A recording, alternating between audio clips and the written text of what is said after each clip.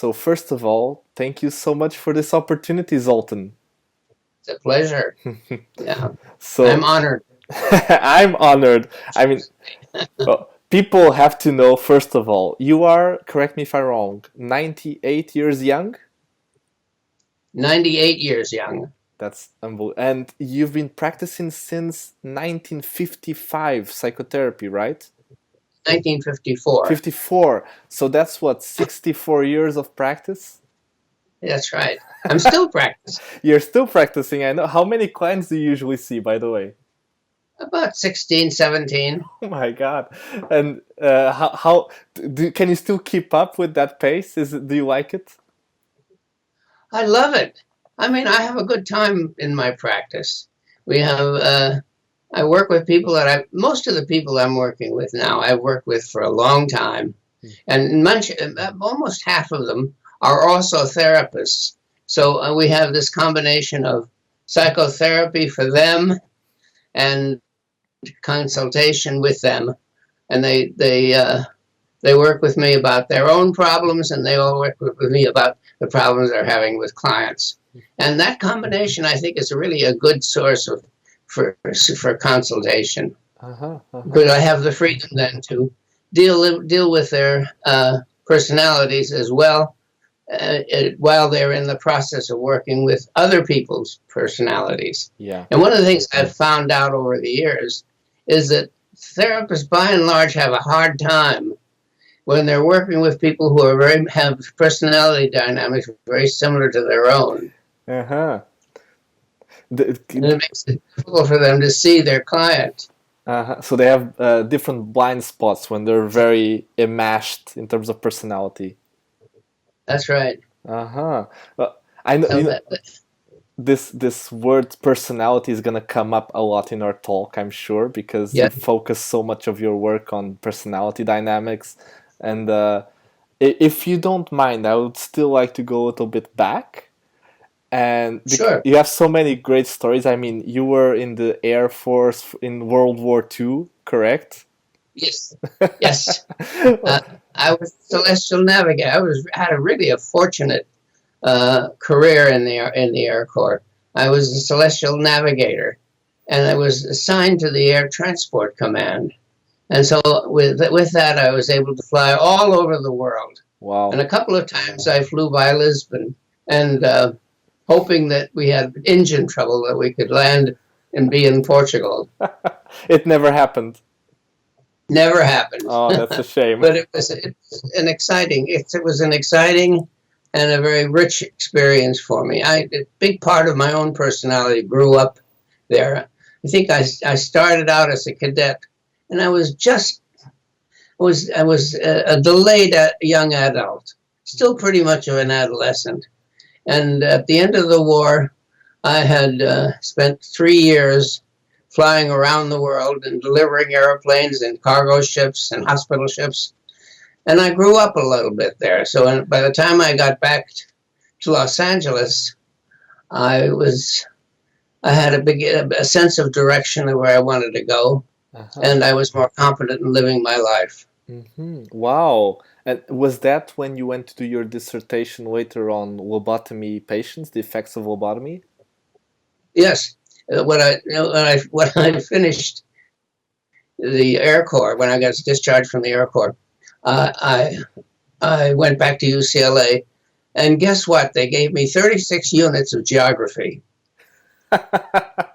So it was almost a year's worth of undergraduate work because I had been all over the world. Uh-huh. But then I finished up my undergraduate work, and I won a kind of a fellowship at the Illinois Neuropsychiatric Institute, and that was another year of growing up. Yeah. Uh, I was an intern in the hospital. It was very unusual for a psychologist to spend a year living in the hospital. I was living in the residence quarters, Hmm. and so I had a sense of what it was like being in a psychiatric hospital. My room was on the second floor, and the third and fourth floors were the psychiatric wards. And I remember a couple of times when I did a lot of testing in that year, and there were a couple of times I was puzzled by what I was getting as a result. So a couple of times I would go up and play ping pong with the patient, and get some clues about what was puzzling me. But it was a year that was very rich, and I learned a lot. And that was the year where I got the idea about doing a lobotomy dissertation. Mhm. That was where it began. I had a 3-month rotation through neurology, and so I really was immersed a lot in shock therapies and with lobotomy operations. Wow. And then I had an idea of how to do it. And when I came back to Los Angeles and finished up my coursework, I also then did my dissertation on the learning in lobotomy, where I found that there was a real deficit on the part of lobotomized patients in being able to translate information from one sense modality into another. Yeah.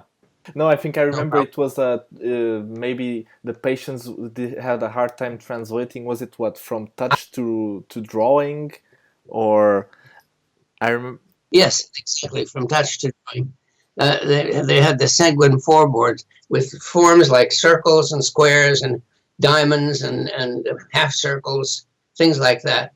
Simple geometric figures, but they were placing these forms in the board without seeing them. I had a dental towel taped around their necks and onto the top of the board, so they didn't see what they were doing. And then after they finished putting the blocks into the boards, I asked me, said, "Now draw me a picture of what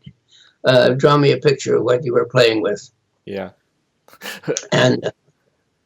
And there was a real deficit there. Yeah. Well, lobotomy was invented by a Portuguese man, so I'm sorry about that. I know.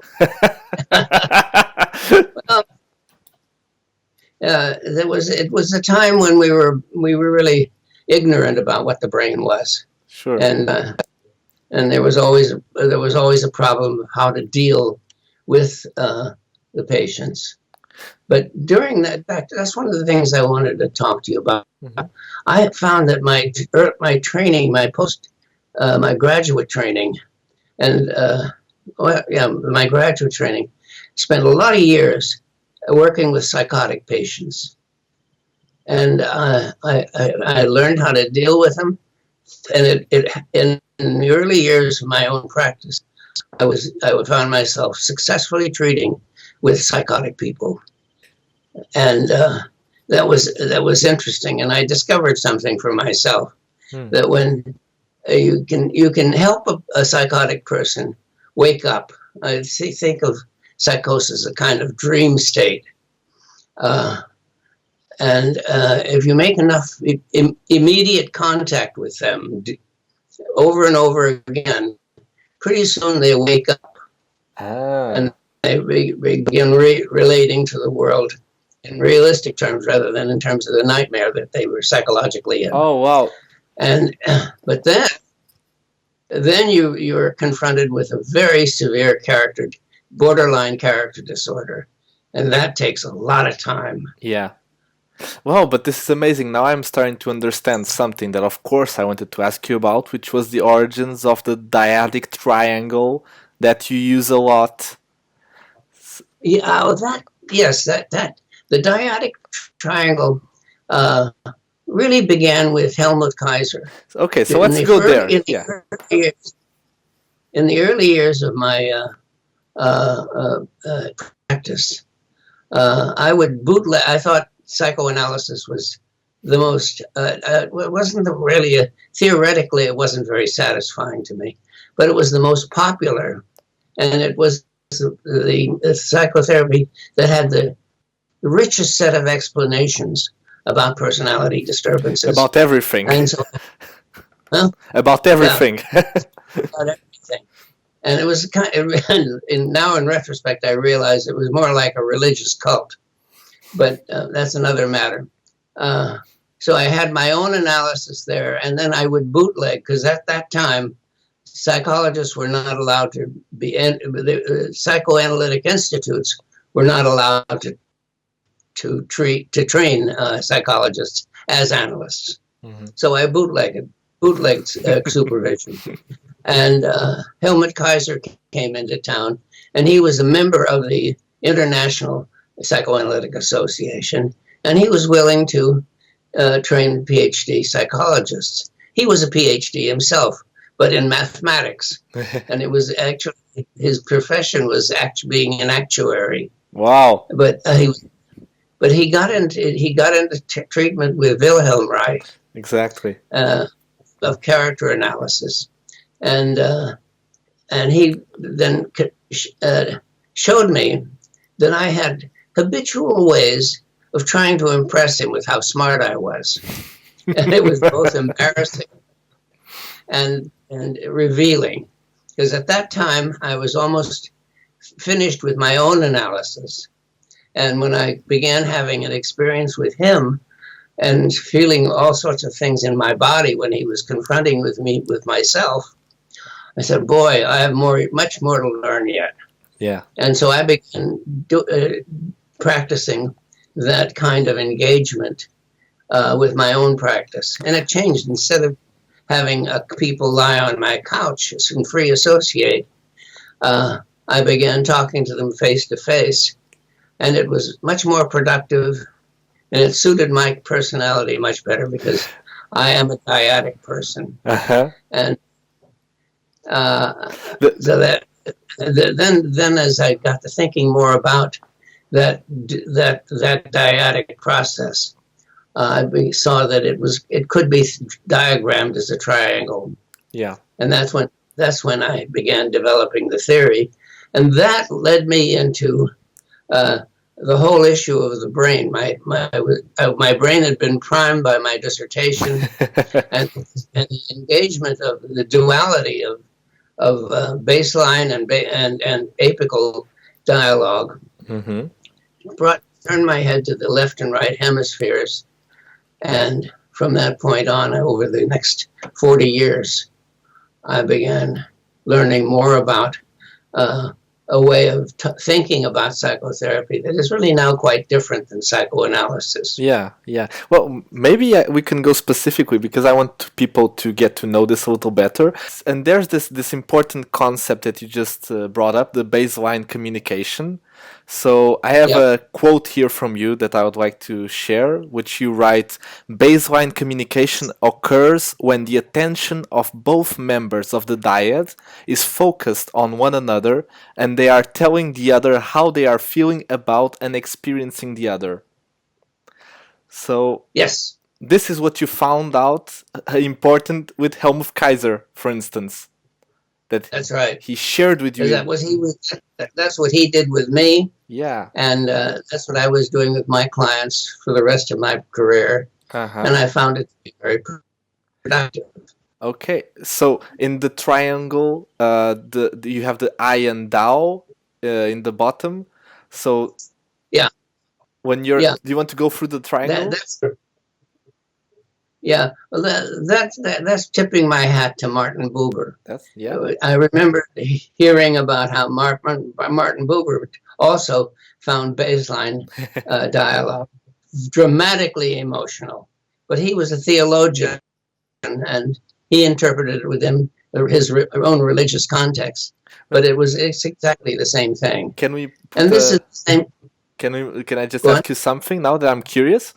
Because I know that Martin Buber wrote his I and Thou book in 1923, the original German one, and I'm kind of curious when you read it, just to historically piece it together. When did you come into contact?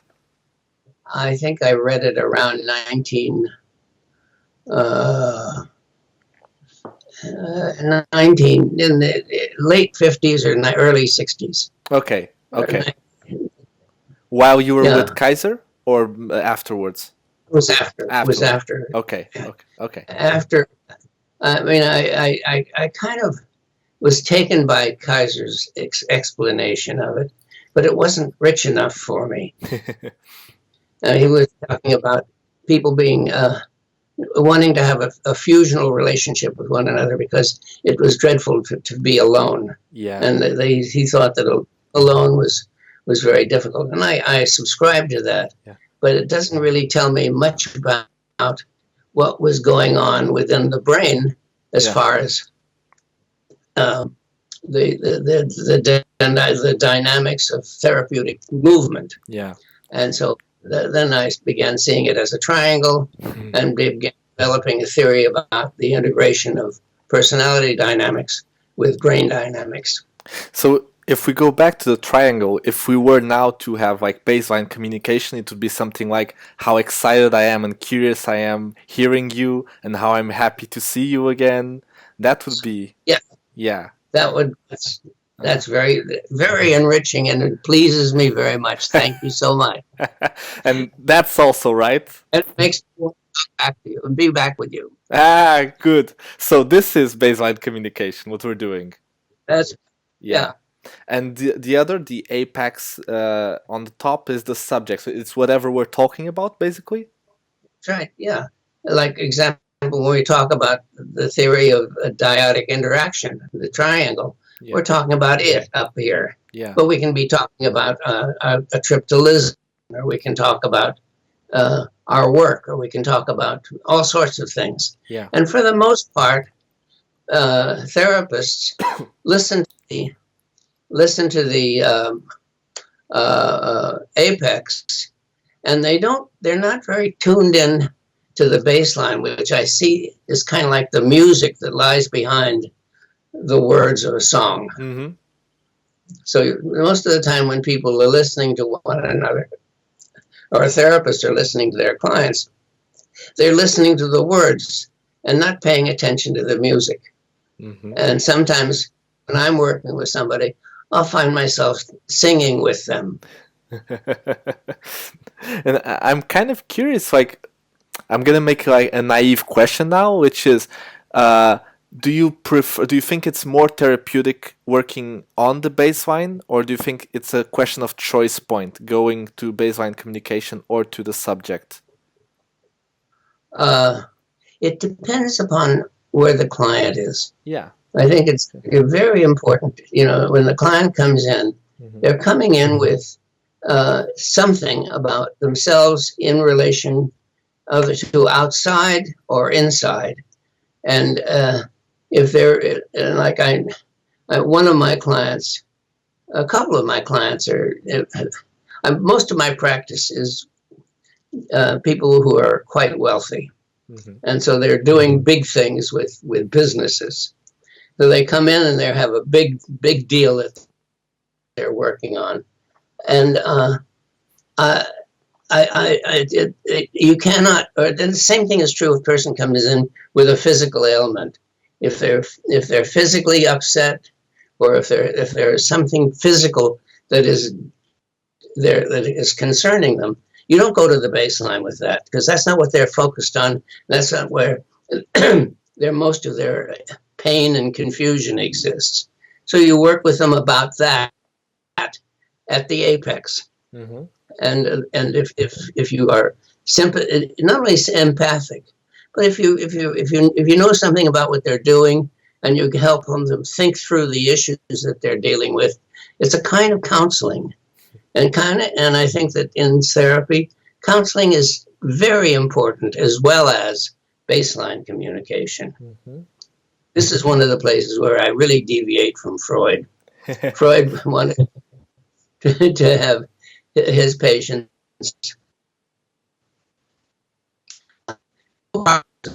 side, so that they could just free associate and bring to awareness traumatic or painful emotional relationships of the past. I don't believe that's the recovery of repressed information is the cure-all. Yeah, I've had experiences where actually it's just a waste of time, and I did have one time a very tragic experience where I was working with a very depressed woman, and we were very attracted to one another. And I I was I raced between my therapist between my therapist and my supervisory consultant to get rid of my countertransference, and we worked. I worked with this woman, and every time we were together, she improved. Her depression lifted, and she uh, did some very interesting work. And at one point, she remembered watching through the crack in a door her uncle murder her mother and father, and then commit suicide. Wow. And I thought that was going to be, I thought that was probably a bad dream. But she went back to her hometown, went to the newspaper, and went through the morgue of the newspaper and found the edition of the paper that reported the murders and suicide very much the way she told me about them. Mm-hmm. And then I thought, oh my God, that was the return of the request. So early in my career, I got a cure. Didn't happen that way. Yeah. And we worked for a couple more years, and finally she gave up. We didn't make too much of it in her depression, except when she was with me. And then she left therapy. About 6 years later, she called, made an appointment, and I thought she wanted to come back into therapy with me. I hoped she would. And she said, no, I'm finished with that. She told me about other therapies that she tried to no avail. And finally, I walked her out to her car, and I had a question that I'd been holding back. But finally, I was able to ask her when she was seated in the car. I said, what did it mean to you that you remembered all of that terrible stuff? And she said, I did it for you. You wanted me to remember, and I did. Wow. And she drove off. And 6 years later, I heard she'd committed suicide. Wow. And it's still a matter of regret for me. Of course. Of course. And see, at that time, I really didn't know how to work on the baseline with her. Mm-hmm. And I didn't trust myself to work on the baseline with her. Yeah. Because when you do that, a therapist needs to have a great deal of training and confidence in himself or herself that they're not going to be using their client for their own purposes. Yeah. That's one of the most important things that a therapist must do. You're there at the service of your clients. You're not there to make yourself feel better or to get them to make you feel better. Yeah. But, Zoltan. Yeah, and I don't mind you feel better because I don't have that responsibility with you. So now here it's so much easier, right? Yeah. But it's very. And thank you so much for sharing that story, by the way. But you shared first why sometimes it's not appropriate to go to the baseline communication, so to talk about the subject and counsel.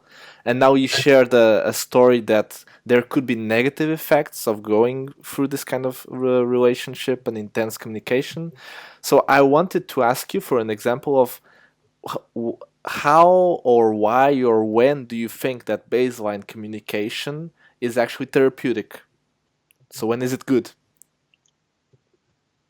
Oh, it's good. It occurs when I use it. It's when I'm experiencing a feeling that I'm having toward a client. Mm-hmm. Sometimes I can feel angry toward the client, or if I'm feeling bored with the client, or if I'm feeling so happy with the client. There's one man I've been working with, and he is such a sweetheart. Mm-hmm. And he's one of the nicest men in the world.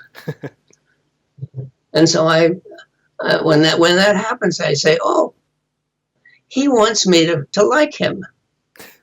And so I say, oh, I like you so much. I think it's just beautiful the way you're treating me.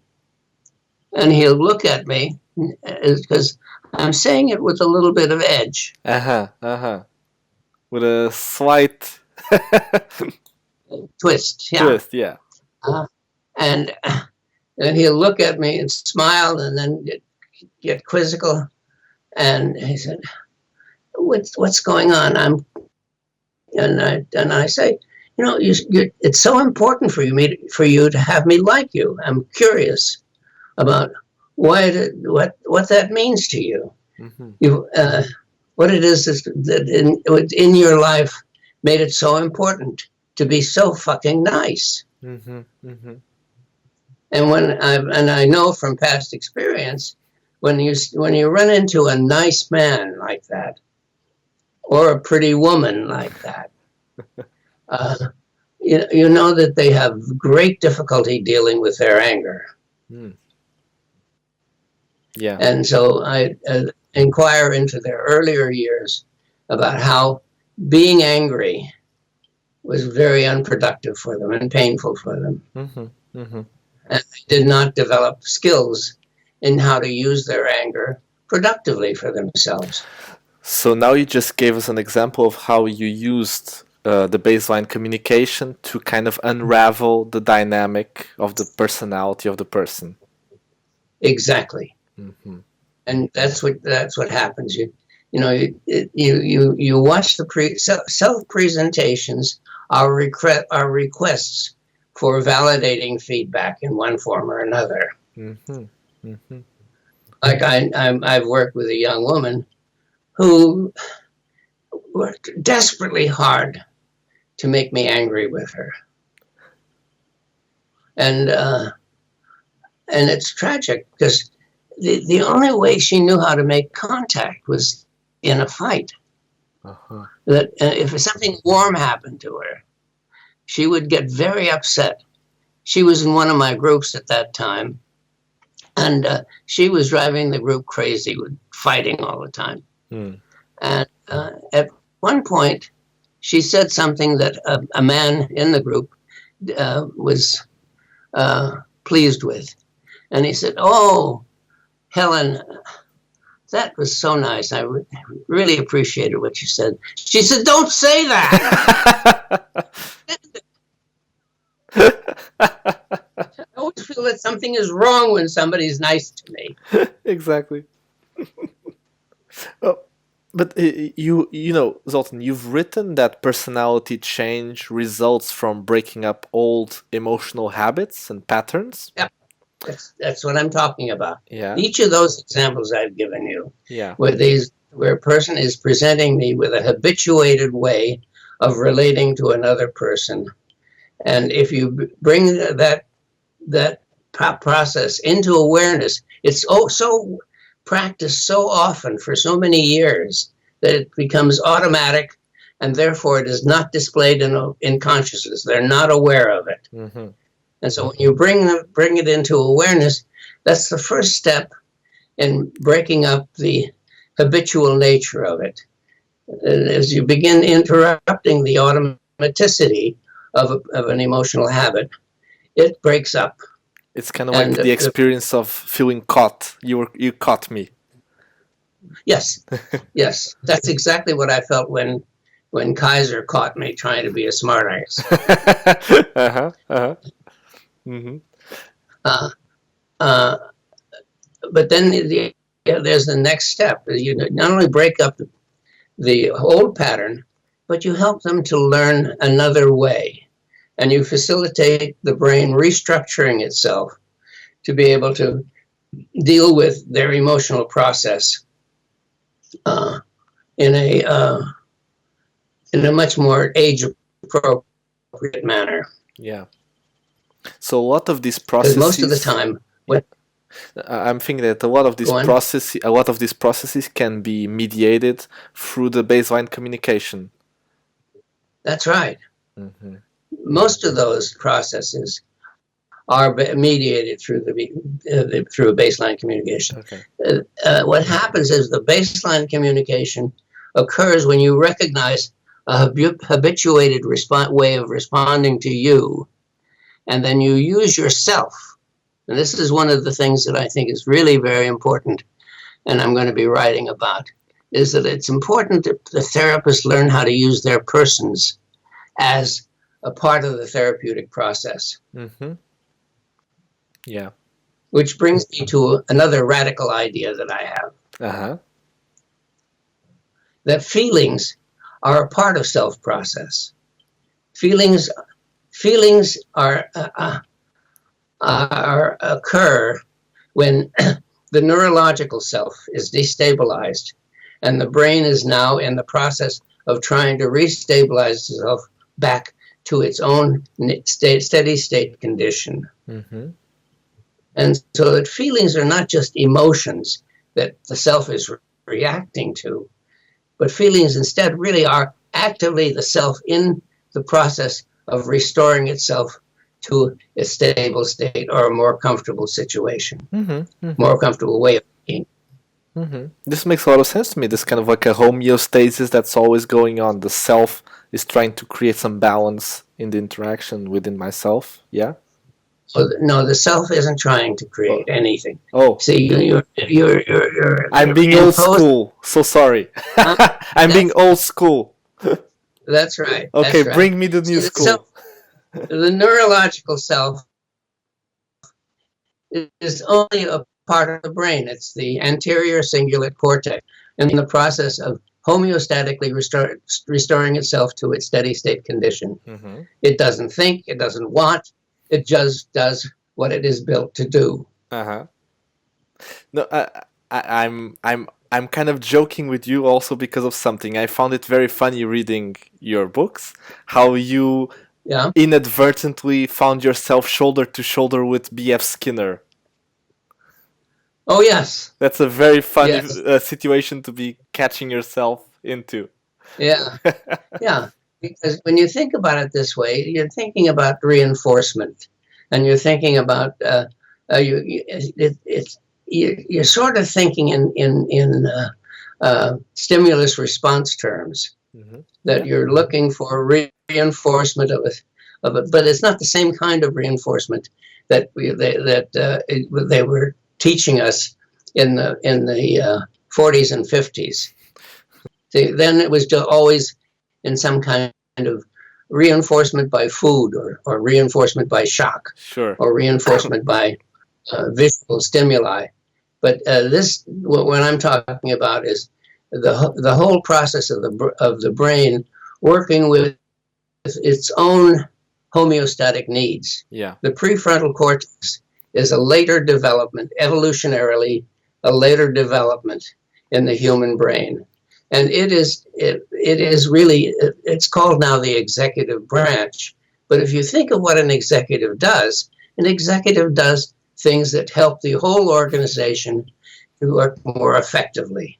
Sure. Right? Sure. And that's what the prefrontal cortex does with the rest of the brain.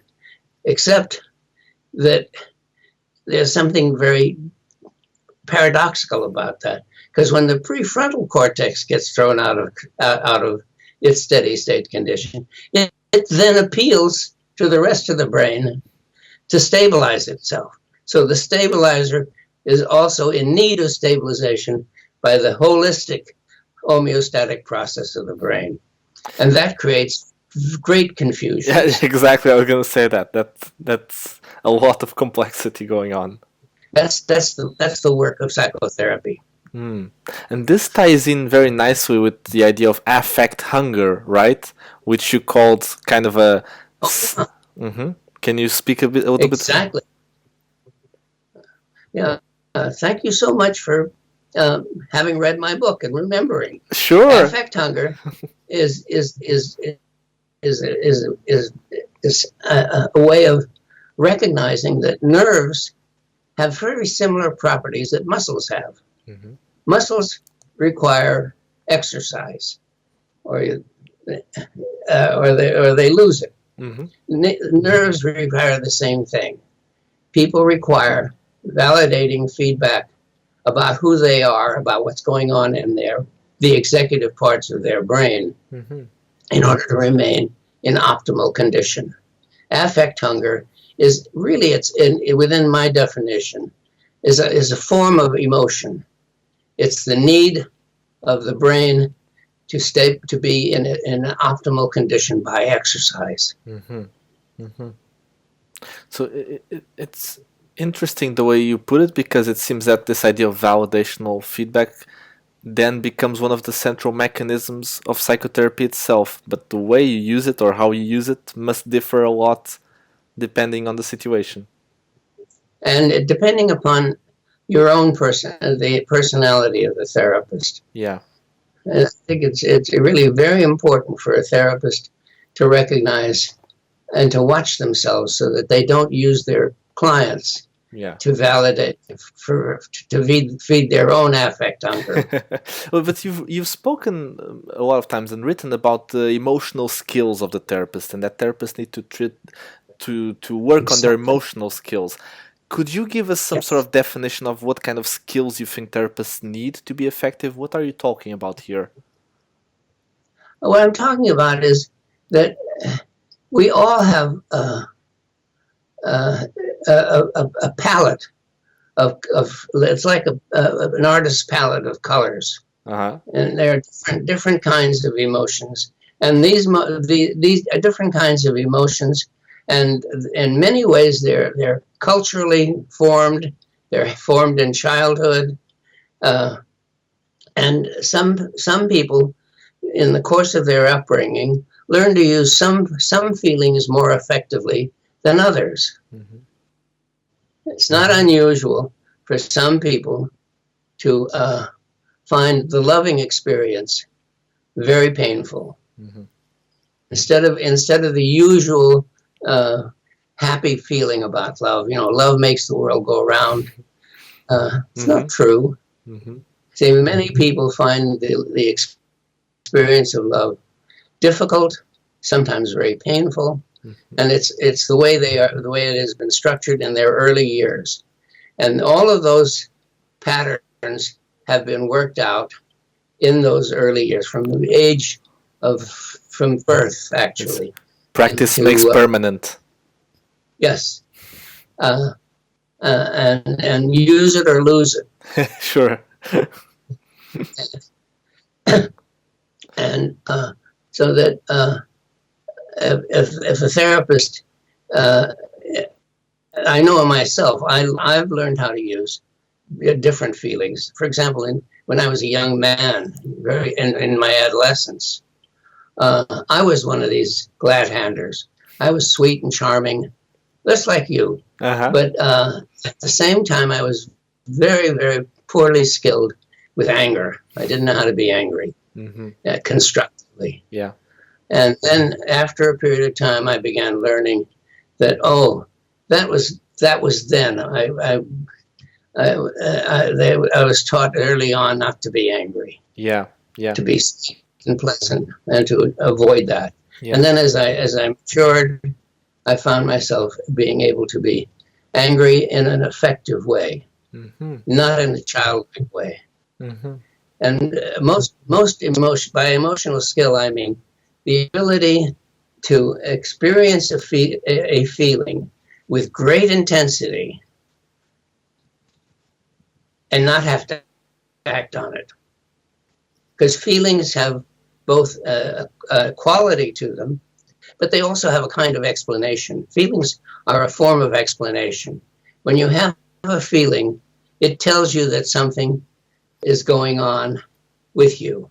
For example, if you're embarrassed, you're informing yourself that some part of you has been exposed that is not, you're not supposed to show it. Uh-huh, uh-huh. And you have the same kind of thought process with almost any feeling. If you have a feeling of envy, you're telling yourself, I wish I had what that person has. Sure. If you have a feeling of jealousy, you're thinking, I'm afraid he's going to steal my wife away from me. Whatever. And but you being skilled means that you can have the feeling, and then you can examine the explanation, and without having to act upon it immediately, mm-hmm. and develop a way of coping with what that information is in order to restore yourself back to your own steady state condition. Yes. And you think that this is trainable? Because this seems such a fundamental skill for therapists to have. I'm curious about your ideas if this is actually trainable. Oh, yeah. Mm-hmm. I think that, I forgot her name, Elizabeth Hill, I think, is. Mm-hmm. She's training her students about feelings. Mm-hmm. She doesn't have a real theory of personality behind it, but she is helping their clients to recognize that they have feelings with one another and to deal with the feelings. And that's a beginning. You said the clients, but I was thinking of the therapist. I'm talking therapist. Oh, the therapist. Okay, she's training her therapist. I'm sorry. Yeah, she's training her student therapists. Okay, yeah. How to experience feelings and to deal with feelings that are directed at them. Because when you're a therapist in this mode, you're inviting persons to approach you emotionally. Yeah. And you're inviting them to try to get you to respond to them emotionally. And if you can respond to them emotionally with intelligence, then you can be helpful. Well, we both had a very funny, very cool interaction. We were both in New York recently for the CEPI conference. And you did a wonderful workshop with Nuno Conceição on your ideas. Yeah. And we did a role play. I role played a clinical client of mine. That was wonderful fun. It was a lot of fun for me. Me too. I love doing that with you. And you did role playing of a beautiful woman beautifully. Thank you. In another life, maybe I could have made for a good, beautiful woman. But it got me thinking about your ideas of how helpful that can be, and why do you think therapists role-playing their clients can be helpful? Did you hear me, Zoltan? The big one? So No, I didn't hear that. I got curious about your ideas of why do you think that therapists role-playing their clients could be useful for therapists, could be an effective way of training or supervising therapists? I think it's a good way. In fact, I've been doing that for years with my therapist clients. I have about 7 therapists who see me for psychotherapy and also for consultation. Mm-hmm. Mm-hmm. And they find that combination very useful. Mm-hmm. Mm-hmm. I'm wondering now. We're kind of going to the end of our talk here, but I still wanted. Yeah. Do you still have time for 2 questions? Is that okay? Yes. Yeah. Okay. So one I wanted to ask you is, how do you feel we've changed as a therapist these past decades? So if we were to watch your sessions for the past decades, how have you changed as a therapist? I'm not sure I understand your question. So I'm wondering how, if I looked at your sessions, your therapy sessions, the ones you do as a therapist, is there any difference of you as a therapist that I would notice that would be observable? Oh yeah. I've changed a lot. How? And I'm still changing. I can imagine. I'm a much nicer person than I used to be. Okay. When I was first starting out this way, in some ways, being a therapist like this is like being an artist, and you go through phases in your life. And and certainly in my own personal life, I've been going through a lot of phases. Sure. And so that during those periods of time, I had I was working, and I didn't have a very clear idea except about the baseline. Mm-hmm. Didn't have a very clear idea about the personality. But as I began finishing this last book that I've written, The Coping with Your Brain, began having a real sense of personality organization. And now I can understand much more about the dynamics of destabilization and the pain that is related to that. Yeah. But as time went on, certainly toward the last part of writing Coping with Your Brain, I had a much richer idea of what I was dealing with. Okay. I wasn't just interrupting emotional emotional habituation. Uh, I was I realized that that's only part of the process, and I realized that there are two purposes that you have. One is to interrupt the automaticity and to help the person escape from habituated ways of experiencing themselves, and the other one is to help them to create new and more age-appropriate ways of dealing with themselves, and so that's what I've been doing. Wow. And I think I'm much more age appropriate than I used to be. Even though you're still so young. Yes. Zoltan, Yeah. I think you just summed up so beautifully a lot of what you've written and talked about. I just wanted to leave you with one last, I don't know, maybe difficult question, but I still wanted to throw it your way, which Sure. is, what advice would you wish to have received when you were starting out as a psychotherapist?